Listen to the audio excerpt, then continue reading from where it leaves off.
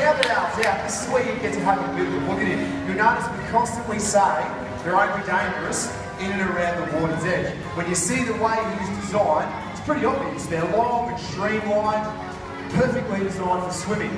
On land, he's got very, very short little legs. He's got a huge, big round belly. Like I said earlier, probably 400 or so kilos. He's that slow that I can even sit here in front of him. Actually, probably lie here in front of him. And as long as I watch him, and don't stay there too long, and do not feel comfortable doing that, but the point is, he knows he can't get me. He knows where he's dangerous is in and around the water's edge, and that is it. So common sense tells you when you go into Northern Australia, there's some simple rules you've got to follow. One is you don't swim. Two, you don't stand next to the edge of the water. And three, like Terry showed us, you don't actually overhang the water. And the reasons why they attack as well are really simple. They don't just swim around just waiting to kill and eat people. They'll attack for two reasons, or one of two reasons. One's food, because he wants to eat. That's the same as us. The only catch there is he has no choice to be a vegetarian or a vegan like we do, and he can't go to the butcher to get his meat. He is his own butcher, the same as us. The other reason is to protect his house. Where we're all standing right now is Big Al's house. He's not happy about us being here. In the wild, a crocodile his size could have 5, 6, even up to 7 or 8 girls, no problems at all. If you go near their females, you'll get a territorial reaction as well, which is the same as us. I mean, what would you do, fellas, if you got home from the zoo this afternoon and you found someone in your house trying to steal your wife? What would you do?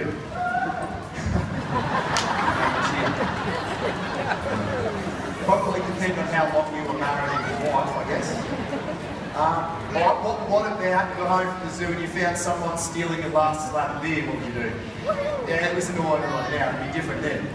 Big Al doesn't drink beers, unfortunately, but he will defend his house, his girl, with everything he's got. So the rules are really simple when you're in croc territory.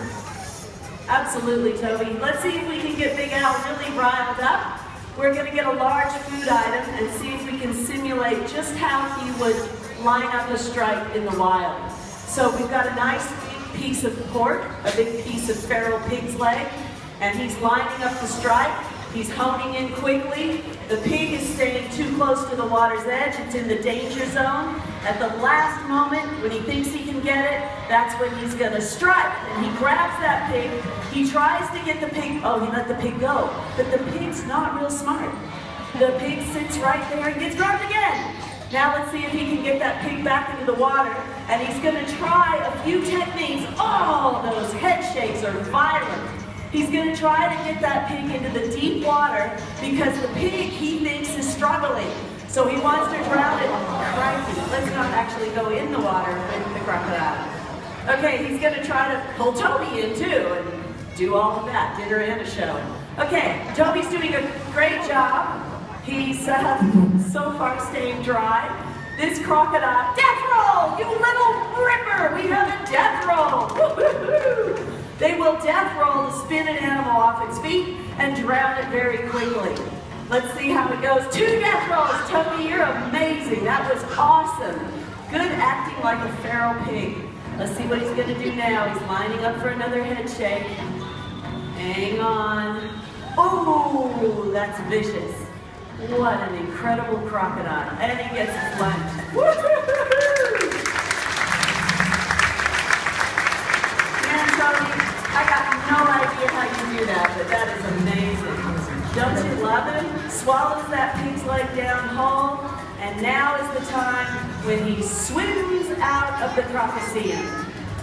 The image show he swims, he leaves the Crocoseum majestically after making a kill. Oh, wait a minute, I know what's wrong. I know what it is. See, he's listening to my voice. And Al's a male crocodile, so he can only do one thing at a time. So I'll be really quiet so you can think. It's that one. That's really funny, Terry. That's hilarious. Very active. You know, you can actually tell, being a little bit serious for a minute, you can actually tell that he is a boy by looking at him because he's had his lunch. Might actually still in his mouth, or he's eaten his lunch, and he's got his mouth closed, so he is not a girl. So I'll just stay over here with the mate. Yeah. That's very funny, Toby, the volunteer. That's hilarious. Hey, Robert. Yeah. Notice how he's not going home and he's had a big feed? Yes. So how do you think we should get Al all the way home? That's a good question. I think the only way to successfully get him home, I think we need to infringe on his territory. Okay, and when you say we should infringe on his territory, what exactly do you mean? Toby? Infringe. You're Yes, off Toby. now, aren't you, Robert? Let's see if his mouth stays closed now. Okay, boss. Okay, Toby's going to infringe on Al's territory and try to get his attention. See if this works. Please don't panic. Do not worry about Toby. The water is heated. It's about 30 degrees Celsius in there. It's quite pleasant. We'll see if Al notices. Now you have to keep in mind there's a few thousand of us in here, and he senses the vibration of every single person moving. He's got little sensor receptors on every scale, and he can pick up the vibration of everyone in here 4 times greater in water than he could on land. Spike, I'd probably move if I were you. Remember that white food bucket thing? Yeah. So what he's doing now is he's picking up the vibration of anybody shuffling around, but he's got a bit of a bead on Toby. He's pretty excited, dinner and a show. But it is interesting watching him. Now stop and think, right now in Cape York, where Bindi is at this very moment, gearing up for this great expedition tour that we've got happening, there are crocodiles that are sharing water with people. And that's not because the crocodiles have done something wrong, it's because people are in the water with them. And most of the time, people get away with it. Less than 1 person a year loses their life to crocodile strike. But you saw how it took him a little while, and then he was like, right, I don't like Toby in here. So don't take the risk. The biggest problem is when grog is involved and crocodiles don't drink. People get a belly full of beer and then they become really brave. So I can't stress enough, don't do what Toby's doing and you'll never have a problem with the crocodile.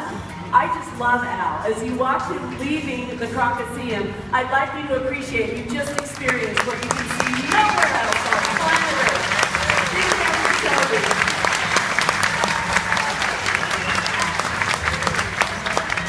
Now this is when Nate and I really hope Toby comes out. Yep, Toby came out first. That's really awesome. That's a good sign. Hey Robert. Yes. I think you are probably the closest we've got to a paleontologist in the family. Tell us about how long crocodiles have been on the planet. Yeah, well, crocodiles, they're amazing. We're so lucky to have them in Australia, right in our backyard. And they've been on the planet for over 200 million years. They truly are modern day dinosaurs. They're just magnificent. So it's so important that we have these keystone species, these really incredible apex predators on our planet for millions of years to come.